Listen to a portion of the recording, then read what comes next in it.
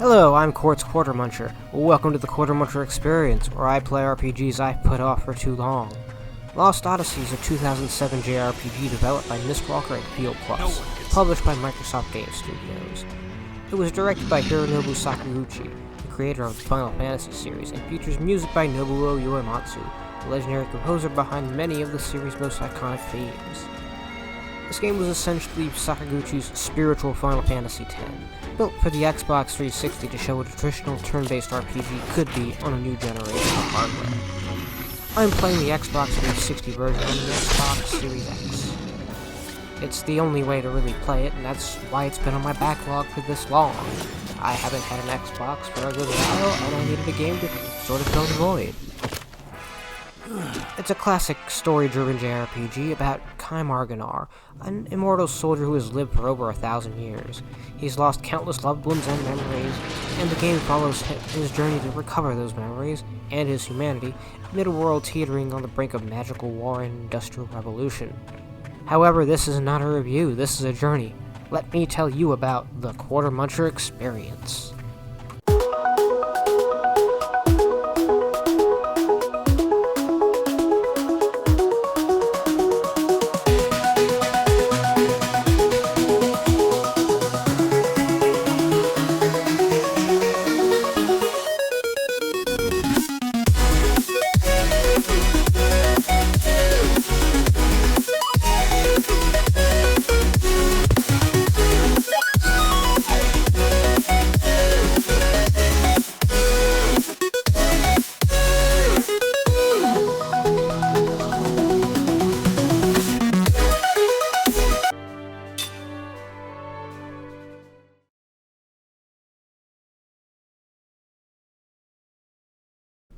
Lost Oddysey was initially developed by Mistwalker, Sakaguchi's studio after leaving Square, in collaboration with Microsoft Japan, to create the Final Fantasy of the Xbox, combining traditional turn-based combat with cinematic storytelling.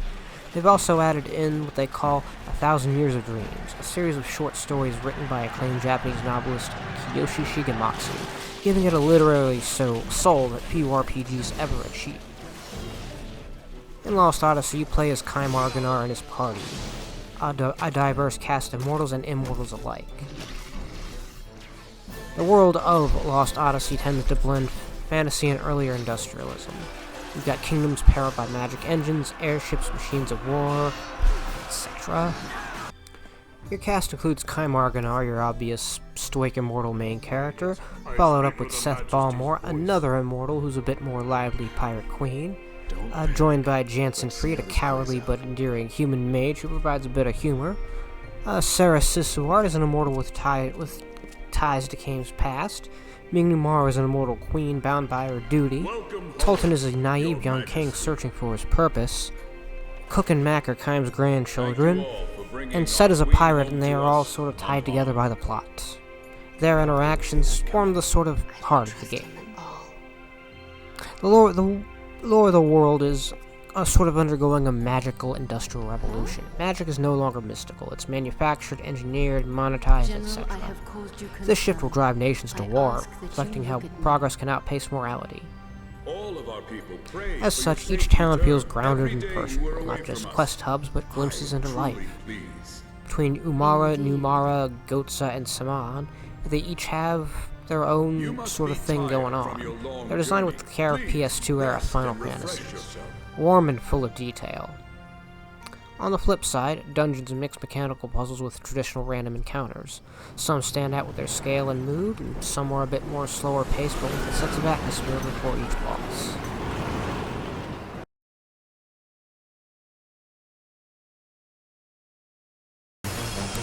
Gameplay in Lost Oddysey is very by the book. Again, this is made by the creator of Final Fantasy, so it does not reinvent the wheel whatsoever, it just refines it. As such, a lot of the main gameplay is very basic. You will go from town to town to dungeon, etc. Nothing, again, that reinvents the genre. As far as combat goes, you have traditional turn-based combat with timing mechanics. You can equip rings that add active elements, and you tap the trigger at the right time to boost combat effects.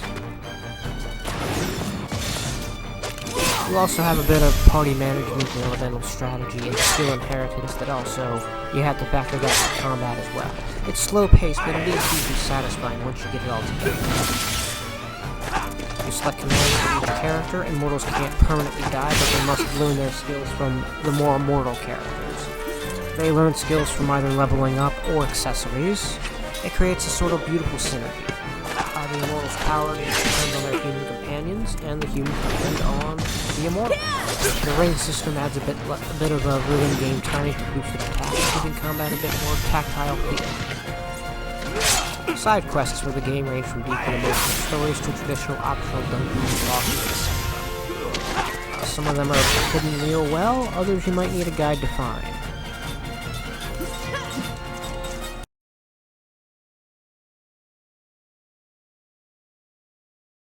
Lost Odyssey's tone is very mature and somber. The menus, the cutscenes, the pacing all feel deliberate. The game sort of respects quiet moments, lets silence and text carry more emotional weight instead of bombast.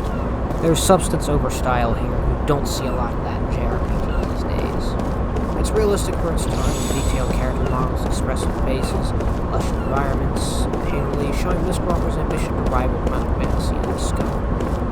Cinematic direction still holds up to today, with music delivered by W.O. Uematsu and the voice acting, which is excellent, which time and again still holds up today. Kind stoic gravitas, Johnson's comedic charm, and Seth's all still land well. The difficulty curve is spare but old school. It has a lot of random encounters, and if you neglect certain skills or elements, it's not going to do you so well. Bosses especially demand real strategic depth, especially later on in the game. As far as the technical aspects go, it was originally criticized for the long load times and performance dips, issues that are now mostly fixed by modern hardware.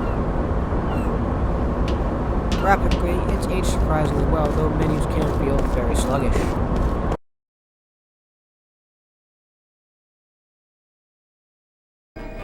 In my playthrough of Lost Odyssey, I simply went from A to B until the last disc where it does the RPG thing and gives you an airship in an open world. Although it's less of an airship, more of a boat, tomato, tomato. There were a few side quests I did to level grind, more so for the skills for the final boss rather than the actual level number. These included mostly getting Tolton's royal seals and exploring a side dungeon just to level. Guess he doesn't know. Alright, now it's time for likes and dislikes. I like this game's gimmicky bosses.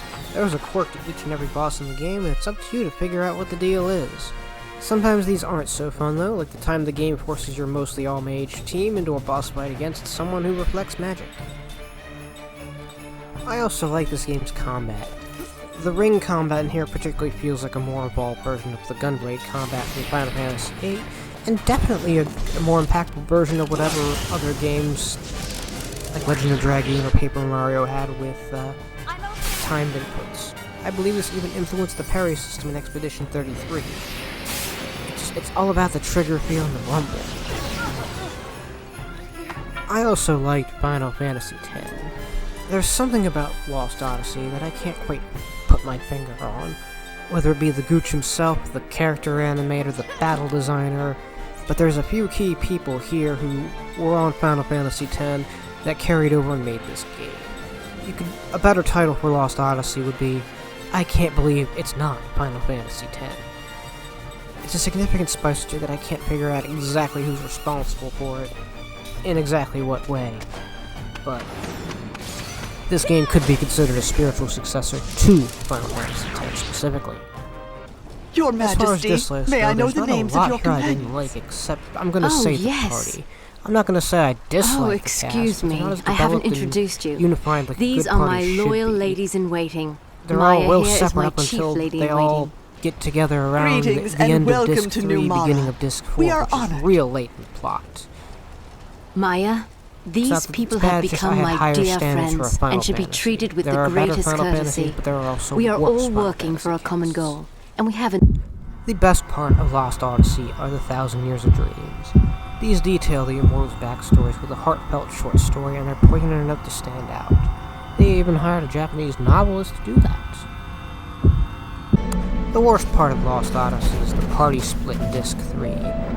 It really drags the plot to a halt when your cast is separated to a number of 2 to 3 member parties, and they don't really reunify until close to the end of sections. I find it really drags the plot to a major halt. Alright, now it's time to buy the numbers. I beat Lost Odyssey around level 50, which took me around 40 hours. It took me 5 party members out of 9.